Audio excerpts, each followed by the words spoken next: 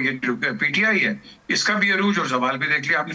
The question is कि क्या हम मैंने ये सवाल किया था नवाज शरीफ को और बेनजीर को जब चार्टर ऑफ डेमोक्रेसी साइन हुआ था। मैंने पहला क्वेश्चन किया था कि क्या ये म्यूजिकल चेयर्स इसी तरह चलती रहेंगी। द क्वेश्चन इज यही चल रहा है, चेंज हम हुए नहीं, बर्दाश्त का मादा है किसी का नहीं। तो जब तक हम एक दूसरे के लिए बर्दाश्त नहीं पैदा करेंगे हम आगे नहीं जा सकते।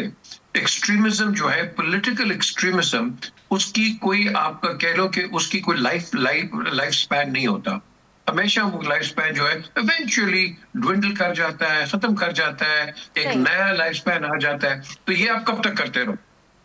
अगर आज सोल्यूशन पे जाए, अगर आज जी कोई आदमी इस डायलेमा को खत्म कर सकता है, वो एक ही है, वो है नवाज शरीफ। नवाज शरीफ के अलावा कोई नहीं कर सकता। और ये दूसरी तरफ इमरान खान, इनको अपने घोड़े से नवाज शरीफ साहब के हाथ में क्या है? जगज़ई साहब ने कहा कि हम एक चार्टर बनाते हैं, चार्टर ऑफ डेमोक्रेसी, और उस पर मैं खुद बानी पीटीआई से दस्तखत करवाऊंगा। कई बार वो कह चुके हैं, लेकिन नवाज शरीफ साहब की जानिब से किसी भी किस्म का कोई जवाब नहीं आता। तो अब शहबाज शरीफ जवाब देंगे या मरीम नवाज साहिबा जो है उसका जवाब दे सकती हैं? जी मैं आपको बताऊंगा जवाब उस वक्त आएगा जब आपको एक दूसरे कैंप से एक फर्स्ट हैंड जवाब आएगा।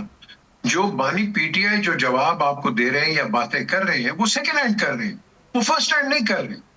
हमें क्या पता कि कौन सी सच्ची बात है, कौन सी झूठी बात है, क्योंकि जो बात कर रहे हैं या 2+7 हो रहा है, 2+2 तो है ही नहीं है। सो द क्वेश्चन इज, आप उसको इजाजत दे दो, जो बात कर रहे हैं उसको करने दो and then react to it. क्योंकि आप देखो ना, इस वक्त जो हमारे पॉलिटिकल सिस्टम ने पूरे मैंडेट को, इनका भी और अपना भी, सारों को हॉस्टेज रखा हुआ है। नुकसान किसका हो रहा है? पाकिस्तान का हो रहा है। आपका जो करंट प्राइम मिनिस्टर है वो बेचारा कभी इधर जा रहा है, उधर जा रहा है, पाकिस्तान का इमेज ठीक करने की कोशिश कर रहा है, लेकिन इंटरनली आप देख लो हमारे कितने डिफरेंसेस हो गए हैं।